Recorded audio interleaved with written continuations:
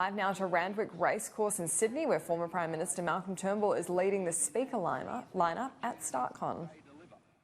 So that's what the National Innovation and Science Agenda was about. That was my first major economic policy announcement in 2015. And you know, when I announced it with Christopher Pyne and Wyatt Roy, the Minister and the Assistant Minister, I said that I could not guarantee that everything would work. Because, you know, journalists always say, will you guarantee this will work? Well, I said, no, I can't.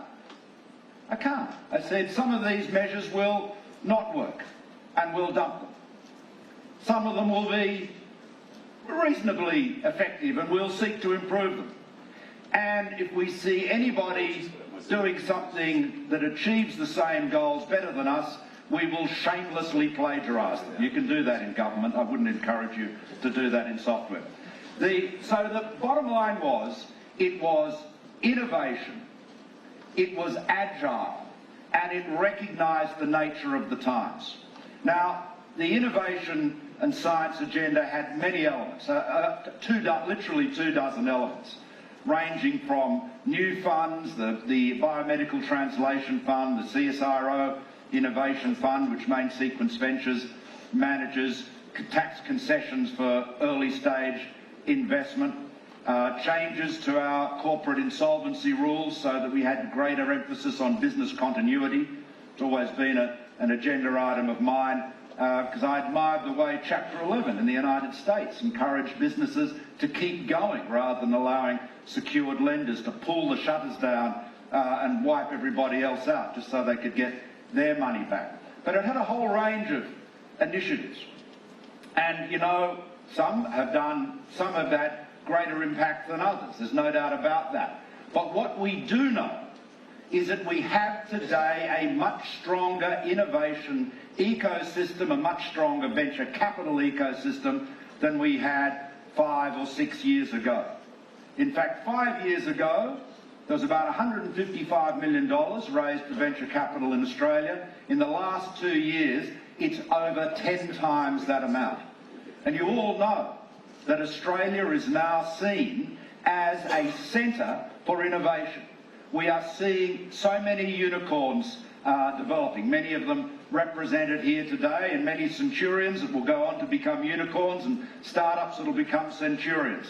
We are seeing that ecosystem develop, and it is in large part due to the encouragement that the National Innovation and Science Agenda gave.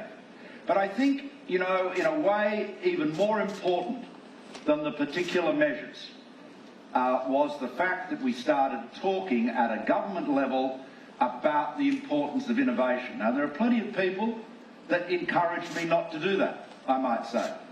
There are plenty of people in the political environment who believe that the way to win is to prey on people's fear of change.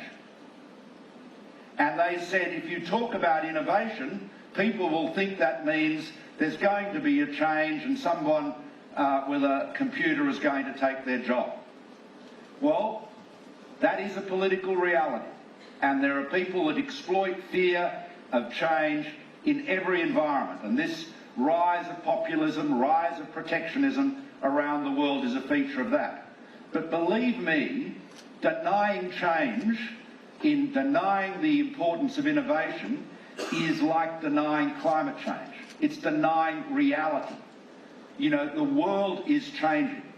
So if you want to live in the past as a country or as a company, in other words, if you want to deny the changes that are around you, then you will get taken over. And you've only got to look at so many examples of businesses, great businesses, that denied the changes around them and then got wiped out by newcomers. So if you are not prepared to disrupt your own business, to be prepared to, in effect, disrupt the way you're conducting your business, your system, your government, the way you govern, the way you administer the government, if you're not prepared to do that, somebody else will do it for you.